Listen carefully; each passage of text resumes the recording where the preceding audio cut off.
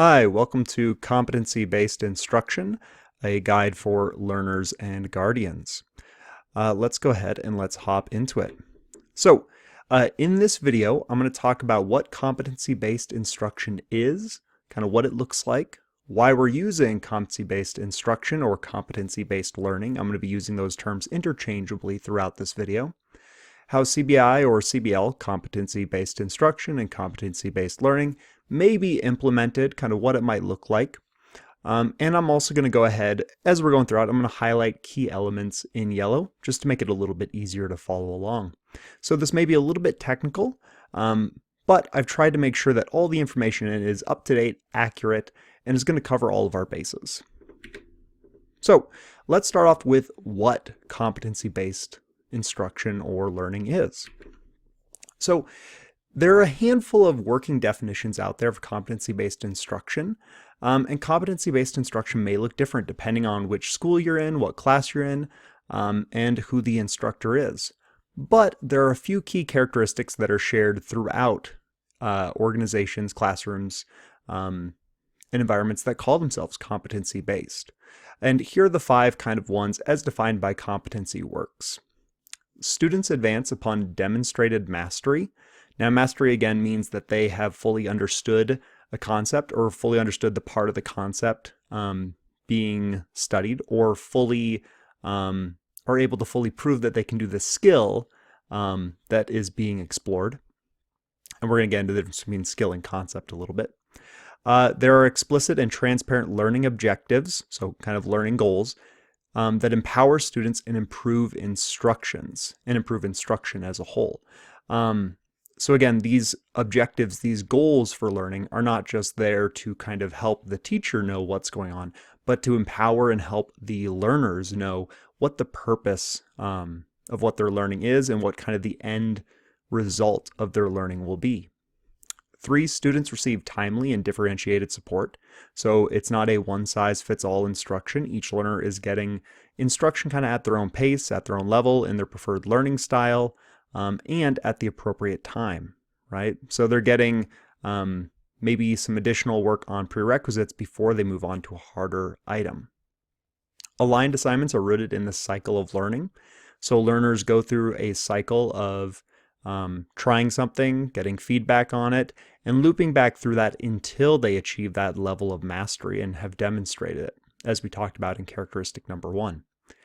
And finally, students develop and apply a broad set of skills and dispositions. So in order to be successful with this, learners typically have to have some agency and demonstrate kind of these kind of quote-unquote soft skills within a competency-based curriculum. So how is this different than traditional learning? Well, traditional system is based on a fixed mindset, so it kind of, in a way, promotes learners to think of themselves either as good at a subject or bad as a subject. There's not really this ingrained cycle of learning that is what we call kind of growth mindset, where learners believe they can improve the stuff with effort. The traditional system is very time-based, right? You only get a certain amount of time to learn one subject, and if you don't have it down by then, too bad, the class has moved on to the next item. The traditional grading system depends on extrinsic motivation, so the grading system is largely there just to kind of either punish or reward learners by how they do in the classroom, and not as much to inform parents, guardians, and the larger system about what specific skills they have down and what skills they're still working on. The traditional education system has high variability in how teachers determine proficiency. I'm sure you've experienced, some classes it seems like learners get an easy A or an easy B, or they really struggle with the F, right? The grade doesn't always necessarily align with a learner's ability in that individual subject. Additionally, from school to school or classroom to classroom, there may be some big differences. And the traditional school is organized primarily for efficiently delivering curriculum. So the reason why classrooms are built to have, 30-some students, one instructor, structure around 45-minute to 50-minute blocks of learning, is because that is deemed, or was deemed, the most efficient way to teach the largest number of students. But just because something is efficient doesn't mean it's going to be effective. And on the side here, I have a quote from the Oregon Education Institute, Oregon Education Roundtable. Quote, "In a proficiency system, failure or poor performance may be a part of the student's learning curve. but it is not an outcome, right?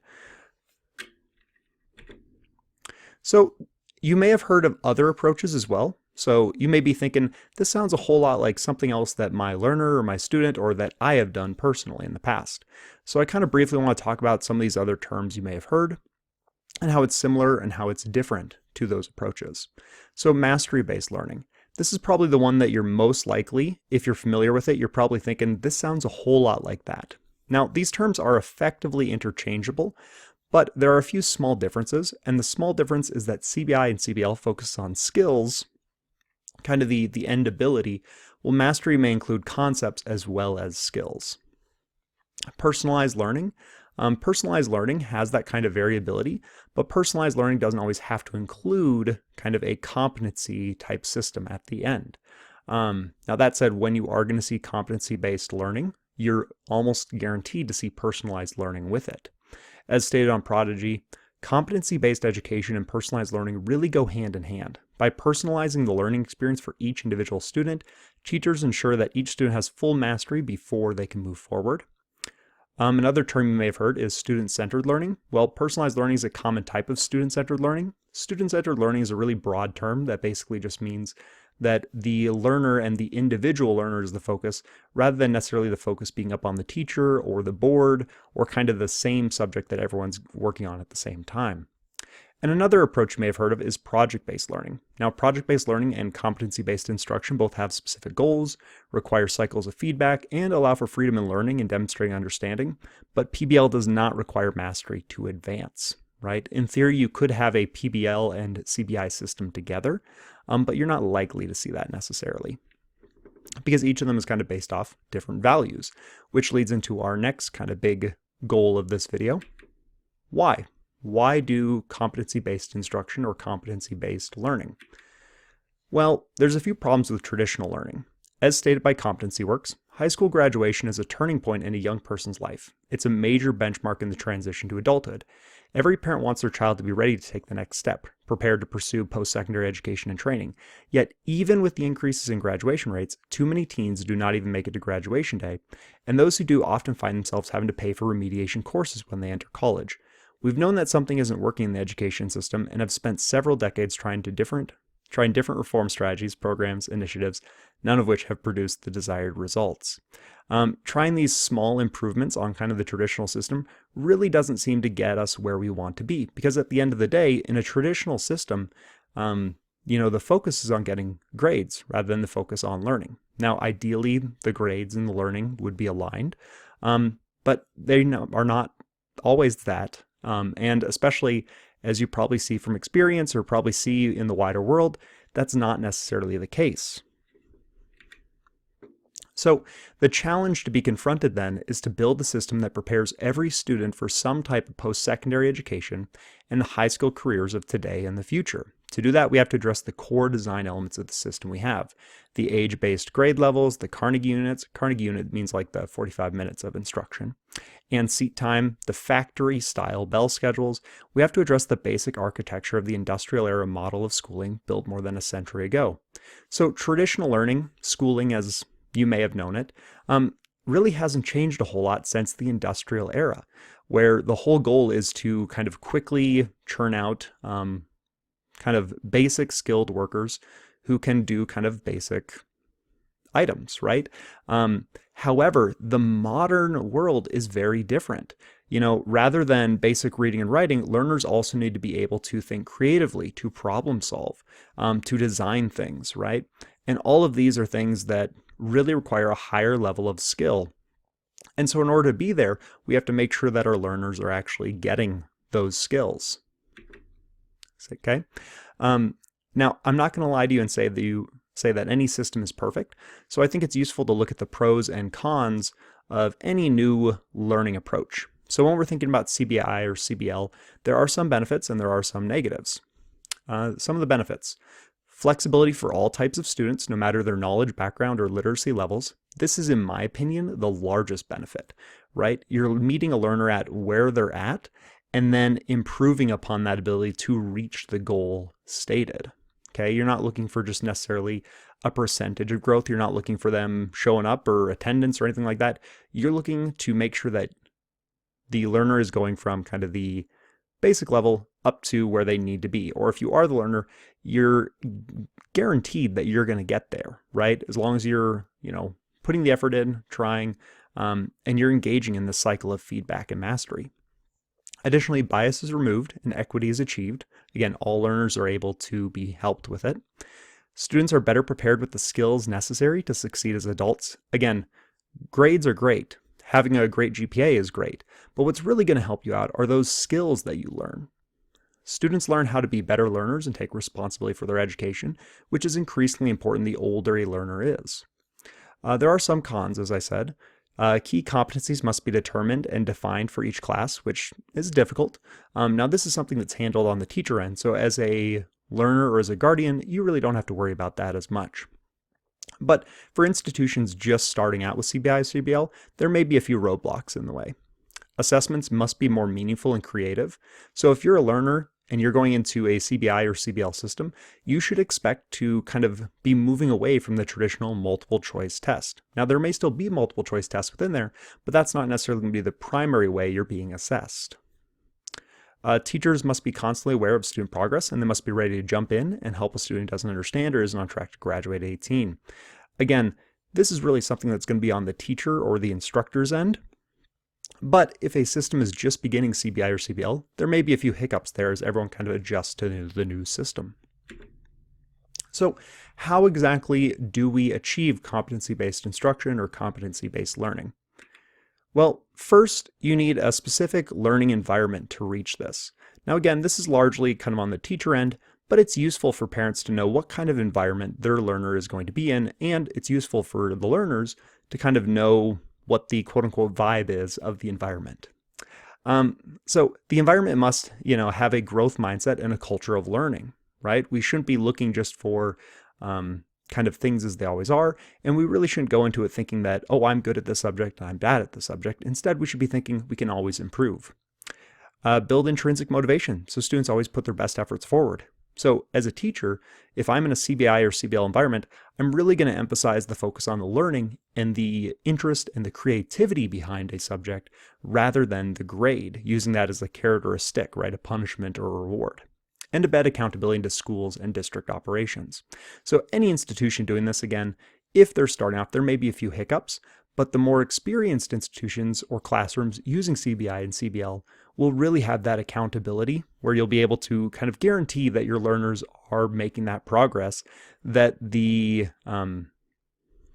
class is showing. So this is also going to require, as I hinted at earlier, kind of a change in the role of the teacher and student. So in traditional learning, you have very much the teacher standing in front of the room, learners in rows, and the teacher usually kind of teaching a lesson. In student-centered learning, instead, the focus is on the learner.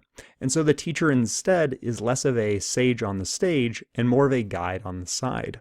So according to KnowledgeWorks, teachers are more critical than ever in a personalized learning and competency-based environment, where relationship building and trust form the foundation of everything that happens in the classroom. In a personalized competency-based classroom, teachers are moving between groups of learners, facilitating discussions, help students explore and set goals, or may be engaged in more direct instruction with a few students at a time. Their classrooms may offer flexible seating, and students participate in decisions about how and where they learn. They may be working independently or grouped based on what they're working on. So the actual environment is going to be very different for competency-based learning. It's not just going to be what the kind of instructions are, right?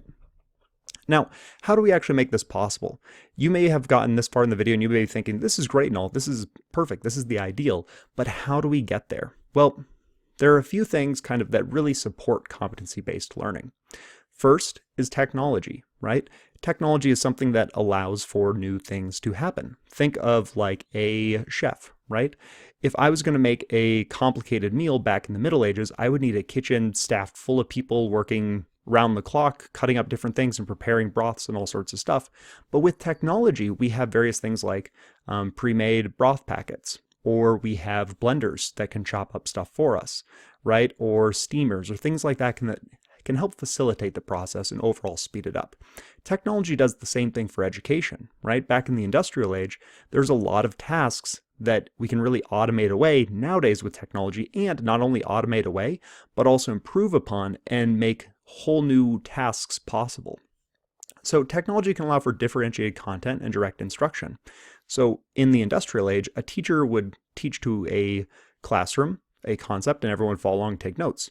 But with technology, a teacher could create multiple videos at different levels of instruction over the same topic. And so a learner who's struggling with it can kind of approach it from a different way and get an entirely different lecture, if the teacher is still using a lecture, than another learner. Additionally, quizzes can be programmed to give automatic and specific feedback to assist in reaching mastery. So if a teacher, as they're wandering the room or rotating about the room and helping out learners, other learners can be getting feedback automatically. They don't necessarily have to wait for peer feedback or instructor feedback. They can be getting automated feedback as well. And technology also allows learners to work at an accelerated pace, so materials can be made fully available at the start of the course. So gifted learners can continue to work ahead or explore tougher topics than their peers, right? So it really allows kind of that kind of three-dimensional expansion, or I guess four-dimensional expansion of the classroom. Additionally, there are some soft skills that are usually taught within the classroom to make the CBI or CBL, there's a typo there, CBL possible, right? So as learners are provided with more agency, class time is provided to explicitly teach and promote these skills. And one approach by the Center for Innovation in Education includes kind of the four big characteristics, right?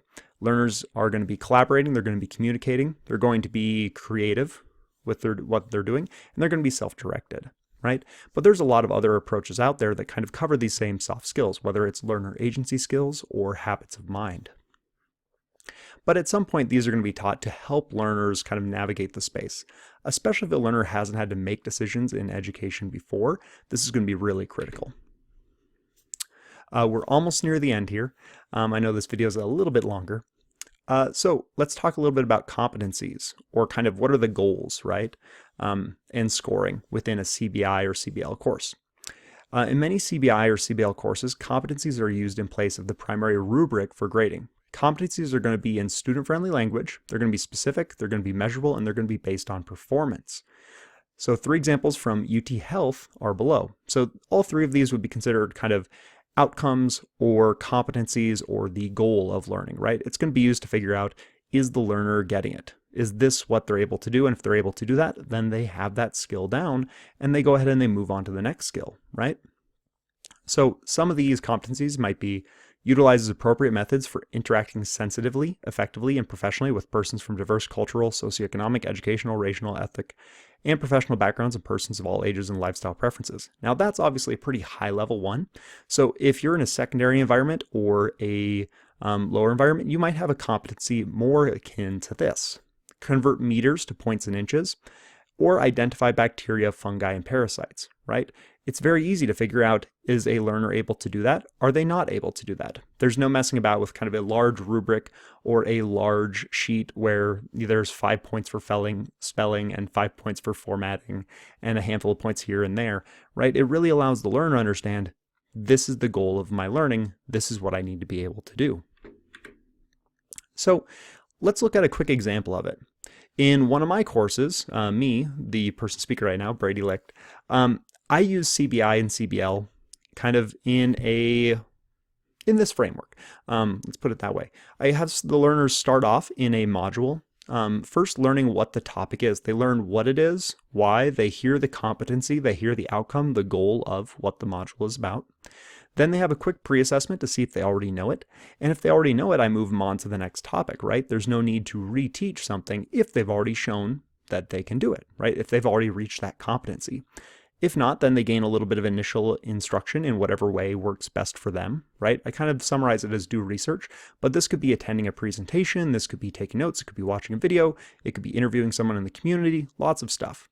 Then I typically have them share their research with other learners, because again, learners are really great about helping each other out, and that collaboration is going to be really critical, especially as they enter the workforce.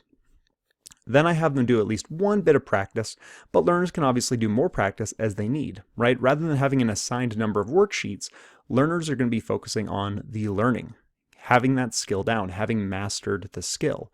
And so additional practice may be needed for each learner to master that skill, and different types of practice may be needed. And all while these kind of steps 3, 4, and 5 are going on, the instructor is going to be rotating the room and helping out these learners and making kind of individual plans with them. Then there may be kind of a quick quiz, at least in my classroom, to kind of see if learners have a basic foundation to move on. And then there's going to be some type of assessment where learners are going to demonstrate that skill. And largely learners are going to be able to demonstrate that skill in whatever way works best for them. Now, I'm going to have a quick scoring rubric in my classroom just to kind of help learners figure out how close they are to reaching that skill, but it may be different in other classrooms. And so I go ahead and I score it on a 4-point scale, with 3 being you got it. That's kind of the crossing point. And so if learners are able to do that, they're able to prove that they mastered it, I have them simply fill out a survey and then move on. And then from there, that kind of general, like, did they get it, did they not get it, gets translated into a traditional grading system. Because again, sometimes a competency-based instruction system has to exist within a larger traditional framework. So we're at about 20 minutes into this video now, so I want to kind of wrap us up with some tips and tricks for learners and guardians as you enter into a CBI or CBL environment. So learners, here are my tips for you. First, make sure you're asking for help as needed. So you want to think learning over assignments. So instead of going, I have to turn in these 5 worksheets and I have to do this quiz and I have to do this lab, instead you want to be thinking, what do I have to do to learn this skill? How close am I to learning this skill? And that's going to take a little bit of kind of retraining your brain, because throughout most of your education, unless you've done CBI or mastery or something like that before, you've really been taught to kind of think in terms of assignments rather than how well you understand it and how well you're learning the idea. Additionally, learners, you want to integrate your goals and interests often. So if you're passionate about something, try to incorporate that into what you're learning about, right? So if one of the competencies is being able to use commas correctly, well, go ahead and when you're demonstrating that, try demonstrating it in a way that incorporates your interest. Maybe you're really interested in mechanics, and so you write a short essay on some type of mechanical processes, and within that you use those commas and you show that mastery, right? Additionally, you want to practice course routines. Your instructor, whether it's me or someone else, is going to have some kind of habits and routines for you to kind of help make this onboarding process a little bit easier. And those routines are just things you do every day. And so you really want to make sure that whatever those routines may be, whether it's filling out a daily goal sheet, whether it's taking time to reflect, whether it's some type of group role, you want to make sure that you're really getting in the habit of those. And last but not least, you want to be patient with it, because adapting to CBI or CBL or mastery or any other system like this takes time. Guardians and parents, you want to make sure that you're helping your learners keep a positive outlook, right? They may reach a spot where it may be a little bit tough for them to move on. Maybe they're really struggling with the skill, in which case it's kind of your duty and the instructor's duty and teacher's duty to help remind them that learning takes time, right? Especially if they're in an environment where they're being required to learn a skill rather than simply achieve a certain percentage.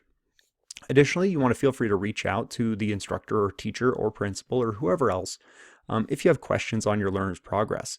Sometimes when CBI or CBL has to exist within a traditional grading framework, it may be tough to kind of follow along with that. Now, many instructors and teachers will supplement that by sending out updates and letters and things like that, and having kind of more clear scoring guides that are translated into a grade book, but some may not. And so you want to make sure that you're reaching out with any questions you have. Last but not least, you want to help teach your learner computer skills and organizational skills. Now, not every CBL or CBI classroom is going to use technology to a large extent, but many will, in which case having those foundational computer skills is going to be really helpful. Now, the instructor or teacher is going to try to teach those as well, but it may be wise, if there's additional time, to encourage your learner to use and explore different topics or learn how to use kind of basic functionality such as emailing instructors or using Google Docs or other items like that. Additionally, typing with the full hand rather than just kind of pecking with 1 or 2 fingers, right? And last but not least, organizational skills. That's going to be taught in the classroom as well. Remember those soft skills I talked about? But it's also going to be taught, hopefully, kind of by the larger community that the learner is in, because that's going to be critical not only for the classroom, but also for the world at large. So with that said, we're 25 minutes into this video. I know it was a little bit long, but hopefully at this point you understand what competency-based instruction is. you know why a classroom might be pursuing competency-based instruction, and you know how they might be pursuing competency-based instruction. Now, if you're in a classroom for me, again, feel free to reach out, ask for help. If you're watching this video as a part of someone else's course, feel free to reach out to them, do what you can, and I wish you the best of luck on your journey into competency-based instruction. With that said, thanks for watching.